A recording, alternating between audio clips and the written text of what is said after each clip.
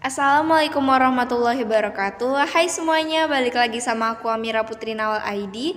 Hari ini aku lagi bareng sama teman aku. Hai semuanya, nama aku Lia Nur Cahaya Apriliani.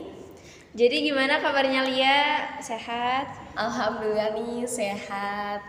Oke, di akhir pekan liburan kali ini kita akan membuat video podcast.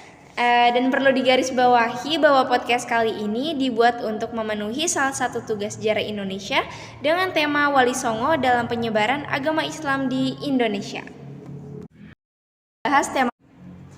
Oke, langsung aja kita bahas tema podcast kali ini.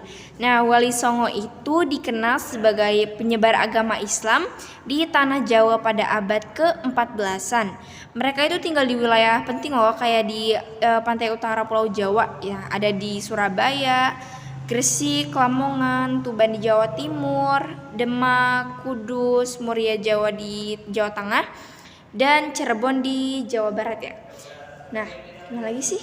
Nah, era berakhirnya dominasi Hindu-Buddha dalam budaya Nusantara untuk digantikan dengan kebudayaan Islam, mereka adalah simbol penyebar Islam di Indonesia. Nah, khususnya itu di Jawa. Dan tentunya banyak tokoh lain yang juga berperan.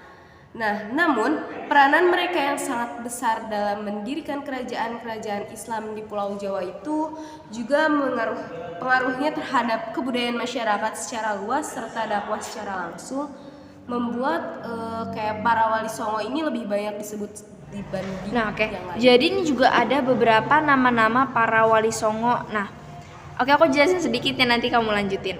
Nah, yang pertama ada Sunan Gresik atau Maulana Malik Ibrahim. Nah, jadi dia diperkirakan lahir di Samarkand di Asia Tengah pada paruh awal abad ke-14 juga. Nah, dari babat tanah Jawi versi Mensma menyebutnya Asmarakandi.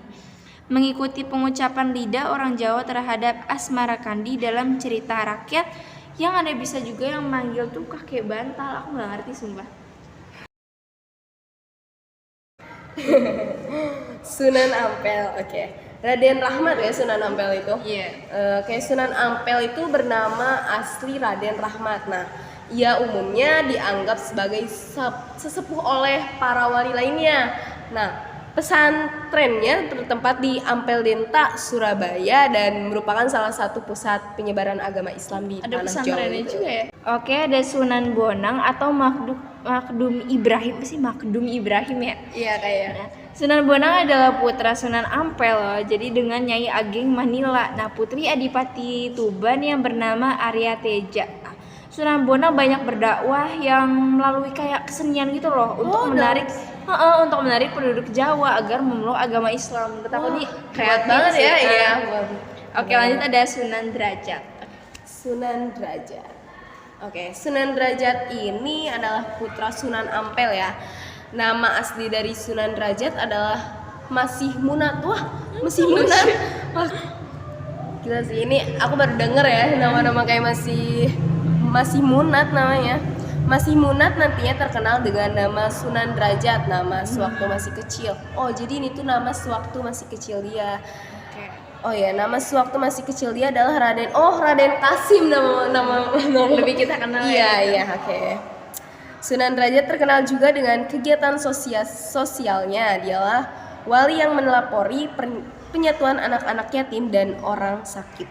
Nah, ia juga putra Sunan Ampel dengan Nyai Ageng Manila, putri Adipati Tuban bernama Arya Teja.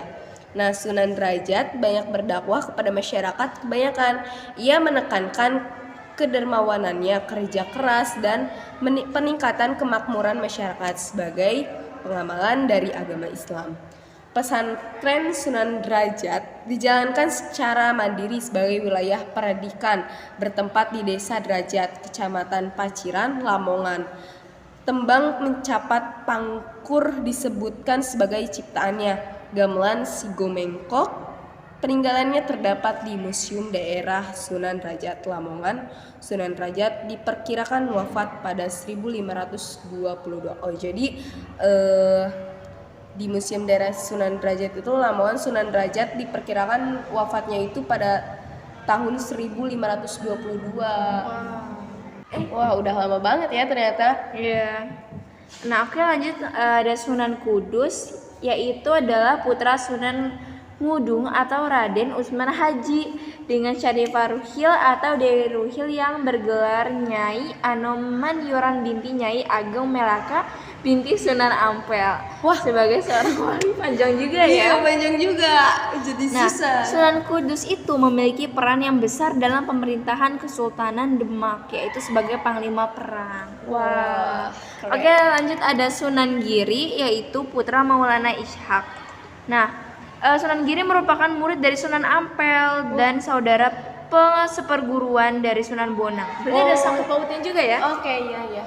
Nah, itu mendirikan pemerintahan mandiri di Giri Kedaton Gresik yang selanjutnya berperan sebagai pusat dakwah Islam di wilayah Jawa. Nah, selanjutnya apa nih? Sunan Kalijaga. Oke, Sunan Kalijaga adalah putra Adipati Tuban yang bernama Tumenggung Wilatikta atau Raden Sahur atau Syahid Ahmad bin Mansur Syekh Subakir. Nah, ia adalah murid Sunan Bonang. Sunan Kalijaga menggunakan kesenian dan kebudayaan sebagai sarana untuk berdakwah, antara lain kesenian wayang kulit dan tembang suluk. Tembang suluk lir-lir dan gundul-gundul pacul umumnya dianggap sebagai hasil karyanya. Oh, jadi lagu suluk lir-lir dan gundul-gundul pacul itu adalah karya dari siapa ini? Syahid Ahmad bin Mansur. Ya, Jadi kayak ada warisan budayanya ya. Iya. Nah, selanjutnya nih ada apa itu, Mir? Sunan Muria. Nah, Sunan Muria atau Raden Umar Said adalah putra Sunan Kalijaga. Ia adalah putra dari Sunan Kalijaga dari istrinya yang bernama Dewi Sarah binti Maulana Ishak. Sunan Muria menikah dengan Dewi Sujinah, putri Sunan Ngudung yang tadi ya. Oh iya. Iya, jadi Sunan Muria adalah adik ipar dari Sunan Kudus. Oke, berarti ada. Sangat. Nah, yang terakhir nih ada Sunan Gunung Jati dari Syarif Hidayatullah. Nah, Sunan Gunung Jati atau Syarif Hidayatullah adalah putra Syarif Abdullah Ummaduddin, putra Ali Nurul Alam, putra Syekh Husain Jamaluddin Akbar. Nah, Susah sekali ya namanya. Nah, Sunan Gunung Jati mengembangkan Cirebon sebagai pusat dakwah dan pemerintahannya, yang sesudahnya kemudian menjadi Kesultanan Cirebon. Oke, ternyata kita nggak kerasa ya, Mir, ya udah sampai sini nih, kita ngobrol udah lama banget ini panjang ya. lebar ya. Iya, beneran. Oke deh, Kita kayaknya sudahi udah habis aja. ya. Iya, kita sudahi aja. Mungkin sekian podcast dari kita. Iya. Semoga informasi yang kita berikan ini bermanfaat buat Amin. teman-teman sama adik-adik lainnya. Baiklah, kita tutup aja. Wassalamualaikum warahmatullahi wabarakatuh. Dah.